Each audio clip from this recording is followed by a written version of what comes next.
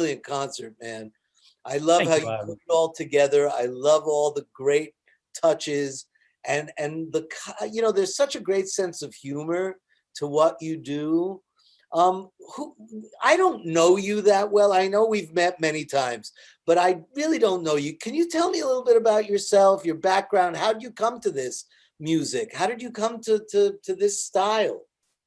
Okay, well, I'll just concentrate on the last part of the question because I don't need to go into my extended biography. But I came to the music as a at about 14 years old is when I first came into contact with klezmerland, and was clearly getting into music very seriously as a little kid, and by then I was playing saxophone, and um, and I seem to remember the story.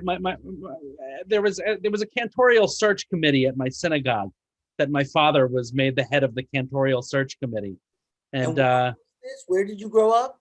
this was in Long Island, All right. So this was a Shelter Rock Jewish Center.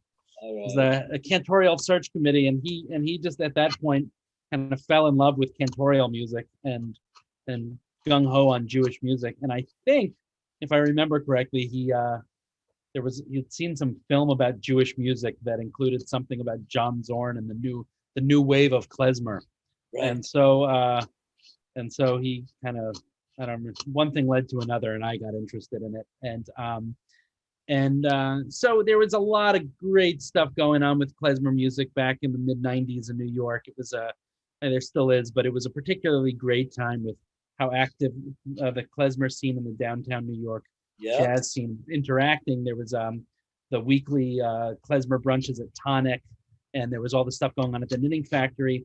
And then a friend of mine from summer camp, my friend Joseph Dopkin, who I bumped into in Prospect Park today, he and his family had been going to a place called Klez Camp since he was a kid. His mom taught folklore there. And he says, "Oh, you got to come to Klez Camp." And so I went to Klez Camp. I think 1996, I believe, was my first year. I was 14, and I loved it. I ate it up. I made it mine immediately. And my first teacher was Sid Beckerman, and he taught me 75% of what I needed to learn about klezmer music, and I've been learning the other 25% since. Just the most amazing teacher. So that's why we always play that theater medley that I put in the middle of the set. Was off of a number of my teachers were that record Klezmer Plus, Sid on clarinet and Howie Leese on sax and Pete Soccolo on piano. And anyway, I was lucky enough to show up early. I was young enough that I showed up early enough to be able to get to spend some time with guys of that generation and learn from them. So that's kind of how I got involved in the early days. That they didn't take you to the Yiddish theater. You weren't like part of the Yiddish world at all. No.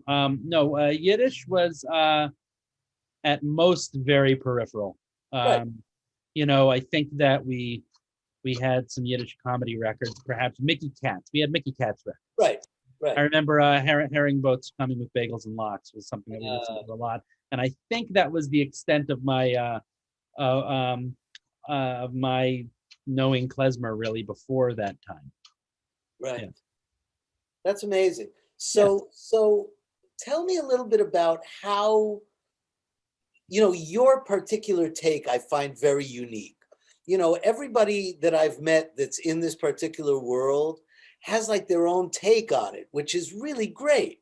And I'd like to know, how you developed your angle, your shtick, your, gimmick, your, whatever you want to call it. It's yours and it's so unique to you. How did that evolve? I mean, 14 is one thing, but, you're not 14 anymore. And now you have your style, Yeah. Well, I mean, I love learning things. I love learning, and I love copying and transcribing and learning off of old recordings is just about my favorite thing in the world. And so I got into doing that right from the get-go. And emulation became a way of life for a very long time, whether it was learning from the recordings that I was hearing or taking influence from the bands that I liked the most. So as a teenager and in my early 20s and well into my 20s, and even still now, of course, never ends. I remember just what a huge impact the Klezmatics had on me. You know, I Sure. would get, it was great. I got to see, I remember being with my pal Jake Schulman, the violinist, as teenagers, seeing the Klezmatics at the Knitting Factory was epic, you know, Sure. and so I think that all of these groups that I heard, that I would hear over the years, really um, affected me as kind of developing my own style. Nothing's ever completely original, you know. But ultimately, over the last, I don't know, however many years, I was pulled back very strongly to, you know, and I went through like these different styles, more experimental, less experimental, more traditional, less traditional. But stylistically, something kept pulling me back over the last however many years to my favorite period of recorded klezmer music, which is the 1950s, mid 1950s, specifically from about 1955 through 1959 or so, is like this just era of records that I adore. And stylistically, it was something I wanted to go after. And then through this whole period, I just love composing and love writing tunes. It's my, you know, it's what I like the most. I love playing my own music, which I mean, I love playing traditional music and older music as well. And I love writing in that style. So I ultimately came around to that time. Yeah. Who are the biggest influences from that period? I mean, obviously Mickey Katz was, you know, the probably the most famous. Yeah, but not so much in terms of what I'm. I mean, in some ways, Mickey Katz has actually been quite influential on me in terms of thinking about band arranging. Right. It's not actually about his playing. I mean, he's a good clarinet player, no doubt. Not the best clarinet player, you know. No. But his band and his, I believe that I'm not. There for a certain time, the arranger in his band was actually the xylophonist, this guy Lou Singer. Right. And you know, the guy who played on what's that tune called, Bar Mitzvah something, that crazy virtuosic xylophone tune. But the way that he arranged for that band was absolutely incredible. And though I don't go through styles in the comedic and you know, Carl Stalling-esque way that Mickey Katz did, I definitely learned a lot from that. I mean, that was some great arranging. But in terms of that period, it's really a handful of records that to me are just incredible. So I'll tell you them. The Epstein brothers put out a record called The Dukes of Freilicland. It's also called Mazel Tov somewhere, but me and my cohort know this as The Dukes of Freilicland, and it's just like really well recorded and amazingly executed. And it's like, there is your master class on how to be a klezmer band. Some of the best drumming you'll ever hear, Julie Epstein. Amazing record. And I mean, the clarinet playing, Max Epstein. I mean, I just can't listen to enough of that. A couple of years later, I think right around 1960, Danny Rubenstein put out a record called The Happy People. Amazing record. Some years earlier, I believe 1956 or 7 was the trilogy of records that Dave Tarras put out with the Murray Lehrer Orchestra, and those records were called Freilich and Hi-Fi, and there's 3 volumes of them. Wow. Incredible. I love those records. The band, which I can't seem to find listed, I mean, I know that Murray Lehrer was the accordionist, Lou Levin was the trumpet player, and Dave on clarinet. Great. And then for me, the most influential of the records is Tantz, 1956. Featuring Dave Tarras and Sam Musiker, his son-in-law. Sam Musiker, it was his project.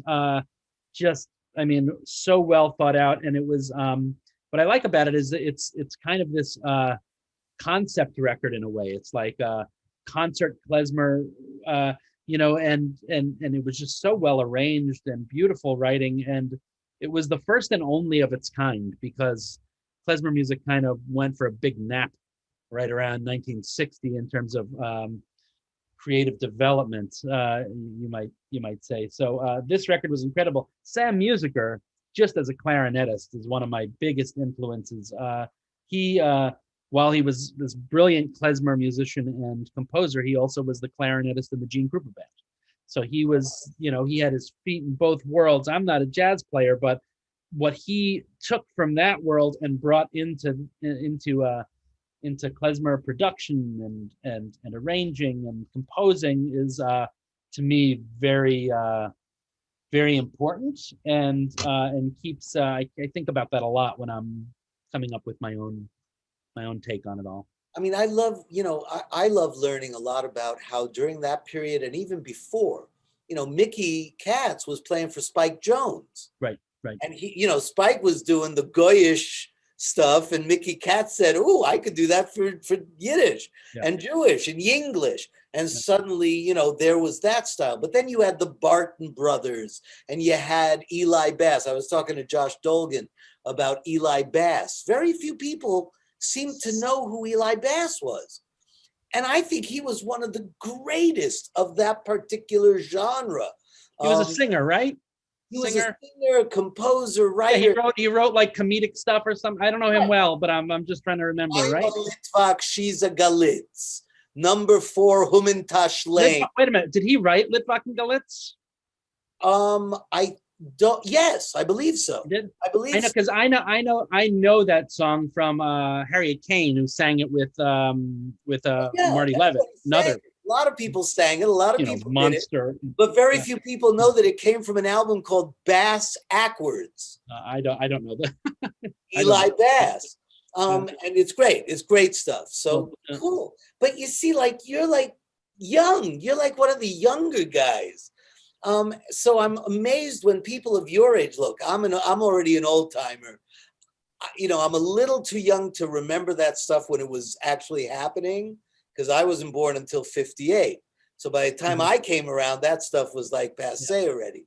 I grew up in the Yiddish world, going to Boybrik and Hemshech, and listening to the real socialist, workman circle stuff. And then I moved to Israel, and Yiddish was gone. Nobody wanted to speak Yiddish. Nobody wanted to know Yiddish. Yiddish was dead in Israel. Yes. And then I came back and went back into the dead Yiddish theater of the early 1980s and started to see this resurgence, this revival, the mid-80s, the Golden Land. And then the klezmer thing started to happen. And so I'm always amazed when people of your generation, discover this stuff. So tell me just a little bit about, the evolution of your world, of the klezmer, your involvement in the klezmer world. So, don't get into the whole bio thing, but tell me a little bit of how it evolved and where is it going? Well, I mean, okay, I'll do my best. I mean, as far as my evolution in the klezmer world, I think that I was, and I said it already once, but I was very fortunate to get there when I did. I think that nothing replaces being able to spend time with the older generation, and I'm, the older generation that's no longer here. Getting to be able to spend time with Sid Beckerman, especially for me, but also with guys like clarinetists like Paul Pincus and Howie Lees and Danny Rubenstein, and Ray Musiker, who's still around. Who's Sam's younger brother. I went and spent a bunch of time with him last summer. He gave me these handwritten charts that are incredible. He wrote me out mostly his brother's charts, but these really nice handwritten charts. Wow. And they're really cool. So me and my pal Dan Blacksburg went and we spent some time with Ray last summer. Ray is 94 and he's still playing clarinet and writing new tunes. So I brought my recording gear and my camera, and we filmed him and we interviewed him, and he told us all this juicy stuff about the Tance recording session that we didn't know. It was really amazing. But for me, nothing matches up to having the opportunity to spend time with those guys. And I understand that I was lucky to get there so early, because it still affects me, and we have plenty of the contemporary because we are in the contemporary, but to have a sense, especially when you're my age, when you're in your mid-late 30s, we didn't have that. Most of the guys were gone by then. I didn't get to meet Dave Terrace. I didn't get to meet Max Epstein. I missed meeting Max Epstein by a few years. And so the fact that I got to spend that time was amazing. And then also I got there when I was 14. So the rest of the folks who I work with all the time now, who are my age, hadn't shown up yet. I had to wait for them a few years. The Dan Blacksburgs and Dan Kahn and Sasha Lurie and the other people I play with. hadn't quite shown up. However, there were some people there of my generation who I met right from the get-go. Sarah Gordon, and a whole bunch. So it was a cool time to be a kid at Klez Camp. Anyway, fast forward a bit. Yeah. What's that? Did you get to meet Sarah's mom, Adrienne? You'd had something. I'm sorry? Oh, I produced her last record. So Adrienne was a super close friend of mine. Yeah, I mean, I miss her every day. Yeah.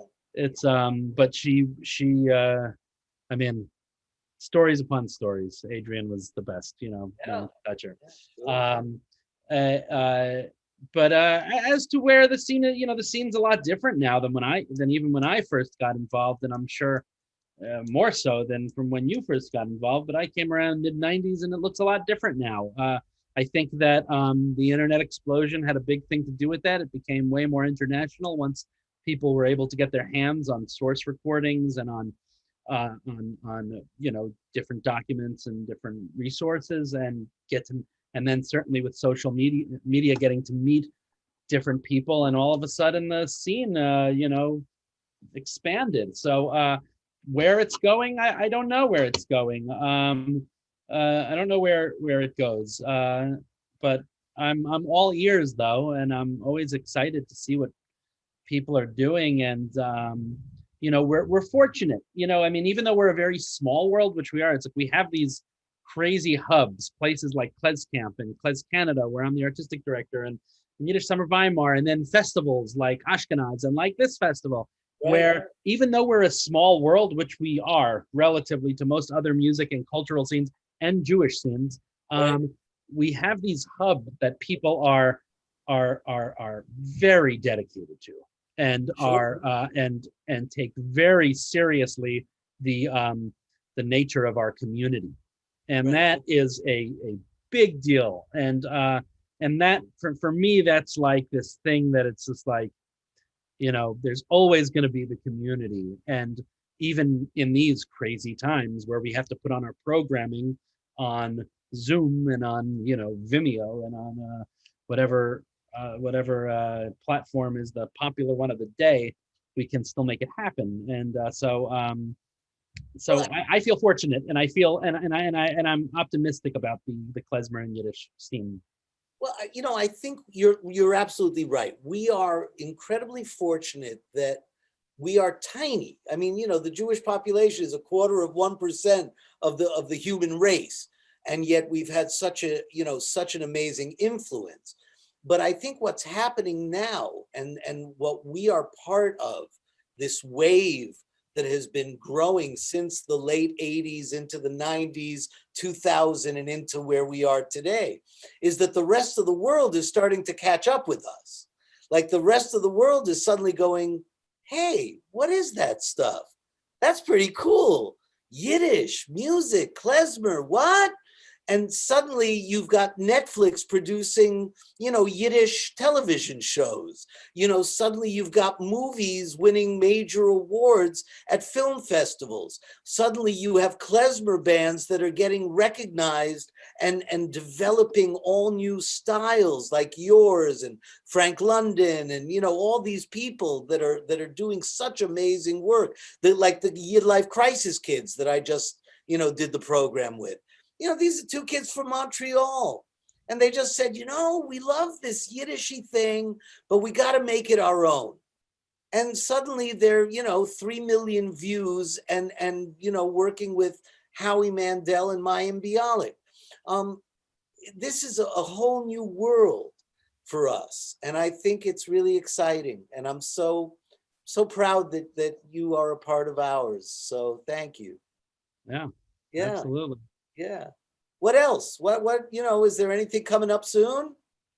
Well, I mean, I just got off the high of Klez Canada. I actually put one of the clips in there when we played the Silver Wedding, was part of one of the Klez Canada programs. That's what I've been spending the last, since I got back from Europe. Our tour was cut short. Got back, we kind of decided by April that Klez Canada was going to go virtual, and we're just working on that the whole time. So now I'm kind of re-entering the world again, looking and see, doing things like going for walks. But I am, I am trying to get back into writing more. Put out the kosher style record last year, hoping to record some more in the coming months. I don't know how that's going to happen. Maybe that has to happen from people's homes. That certainly is doable. Not quite as enjoyable, but doable. And hopefully I can get some more output, and hopefully this big scene of people who are suddenly interested in klezmer that you speak of will flock to the record stores. Oh, whatever, the virtual record stores, right? I mean, Yeah. yeah, now it's I'm all gonna I'm gonna I'm gonna downloads. I'm gonna take you on your word. I'm gonna take you on your word that that this Yiddish and klezmer boom international is happening. Look, But all I it's know is certainly we see a couple unorthodox and the pickle movie, so yeah, there's some stuff. Pickle movie and Shtisel and Yeah, my little movie that, from this kid in Toronto, a millennial kid in college decides to make a little short 30-minute Yiddish horror movie. And it wins awards all over the world, and it's eligible for an Academy Award. I mean, what? I mean, that's insane. yeah, You know, that's pretty wild. It's pretty yeah, wild. it's fascinating. Look, I Yeah, taught a course at the University of Miami a year and a half ago called Yiddish, the Foundation of Modern Culture. And, again, the basic premise is the idea that if you look at our world, whether it's theater, film, music, klezmer, whatever you want to look at, any aspect of comedy, just look at comedy. You can find the roots back into that world of Yiddish, back at the 1880s and the early 1900s and the 20s, 30s, 40s, 50s that you talk about. Everything kind of grew out of there. Hollywood, there would have been no Hollywood without the Lower East Side. I mean, they all came out of that world. Tin Pan Alley, Irving Berlin, Gershwin, we all know the names, but people are starting to realize it now, where they never talked about it because Yiddish was like the orphan child that nobody wanted to really deal with for decades, from the mid 50s until the 80s, 90s. Yiddish was like, oh no, that's that language, the Holocaust. It's so morbid. Um, I actually had a woman say to me one day, the Holocaust, oh, Avi, it's so morbid. yeah. But the flip side of that is then they tell you, how come you don't play more Holocaust material? Right, right. Yeah, well, and so, So yeah, it's a tough balance. Yeah. yeah, you Yeah. can't win, and You yet can't you you can't no please matter them, can what you? you do. It's great. It's really great, and I'm really glad that you were able to be a part of this festival, Oh, me too. Me too. because this has literally grown from a little seed of an idea about 10 weeks ago, and suddenly the whole thing came together in about 8 weeks, and we got some of the greatest people in the Jewish world to come and be a part of it, and you, my friend, are definitely one of the greats. So thank you so very much. Thank you, Avi. Thank you for inviting me. I'm flattered, and of course, always happy to spend some time chatting with you. Of course. So Good, good, good. more So than one of these days we'll find something to work on again together. oh And man, love to. that Love day, and I look forward to going back to being live in front of people. live backstage at Carnegie Hall. I think that's the last place I saw you. Right? Right, that's right. Yeah, Backstage at Carnegie Hall. That was a yeah. hoot to have. That was Wow, a hoot. Yeah. cool. All right, Well, Michael, thank all you so righty. very much. And My best of pleasure. luck. Gesund und stark. Hatzloche, Thank you. Roche, and keep up the great work, and keep eating kreplach, baby. Yeah, you know it. Kreplach. It's the glue. Yeah. Yeah. Bye, Avi. Thanks. Bye. Anyway, thank you all for staying with us. This has been another great day at the Why I Love Yiddish Fest. I have to thank Michael. You can go whenever you want. You don't have to stick around. I'm going to talk. Okay, I'm out. Bye. Take care. Thanks. Um, I have to thank our sponsors here at the beautiful Betsy Hotel in the writer's room, live at the Betsy. I'll be back live at the Betsy on Friday and Saturday. We have wonderful programs. Tomorrow we have some insane programming. Let's see. 11 o'clock, we es Gesundheit. We cook in Yiddish. At 12 o'clock, Sibir. Avrom Sutzkever with Anna Rosenfeld live from Berlin. A poem by Avrom Sutzkever that very few people know, with beautiful illustrations by one of his dearest friends, the great Marc Chagall. This is a work that very few people know about. And then a world premiere broadcast of Borscht to Broadway, the legacy of Second Avenue, Aaron Kula's Klezmer Company Jazz Orchestra, 10 musicians, 4 performers. It's going to be a wonderful show. I think it's great. And then live from San Diego, Yana Mazurkevich Maisorish, from doing Yiddish is Sexy, dealing with erotic Yiddish. And then, of course, my favorite, Yaakov Heller, doing his Why I Love Jewish Art with Yaakov Heller, a live play reading of The Great God of Vengeance by Sholem Ash, with a special appearance by his great-grandson, David Mazauer from the National Yiddish Book Center. And we close tomorrow night with a live play reading of Address Unknown by Cressman Taylor with my dear friend Ken Clement out in Los Angeles. That's part of our Liberation commemoration events. And so once again, I thank our sponsors. One of our sponsors is Miami-Dade County, and they have asked us to fill out surveys, to ask our viewers to fill out surveys. So please go to the website, look at all the events. Most everything is still up on Facebook and YouTube and will be for at least 4 days or longer. So fill out those surveys, and we're bringing you everything free.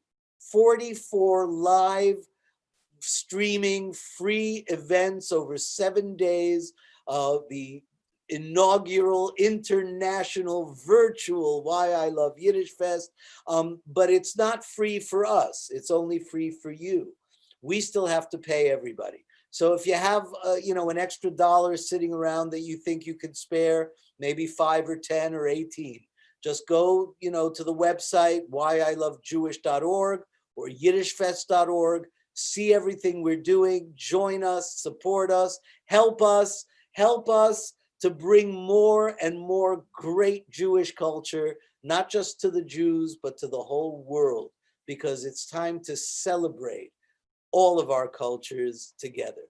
So I thank you all for joining me tonight, and let me leave you with our sponsors. Thank you very much.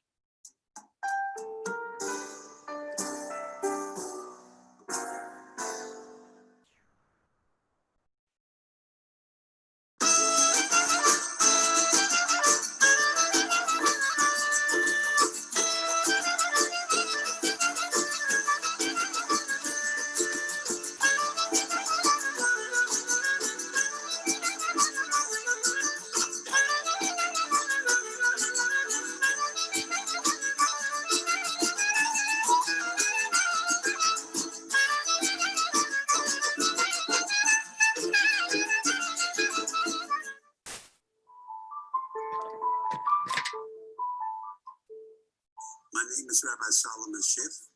I was the Executive Vice President of the Rabbinic Association of Greater Miami for 42 years and Director of Chaplaincy for the Greater Miami Jewish Federation for 40 years. My parents came from Europe, they spoke Yiddish. And all my studies going through becoming a rabbi, all the studies were all in Yiddish. So that's an important part, and we can't dismiss that culture. If we forget that and we let it be erased, then we will lose a part of our heritage. That's what we have to capture. That's what we have to teach and impress our young people. And if they want to be loyal to the Jewish people, the Jewish history, the golden chain of Jewish tradition to continue, they have to absorb the understanding of what Jewishness is, what Yiddishkeit is,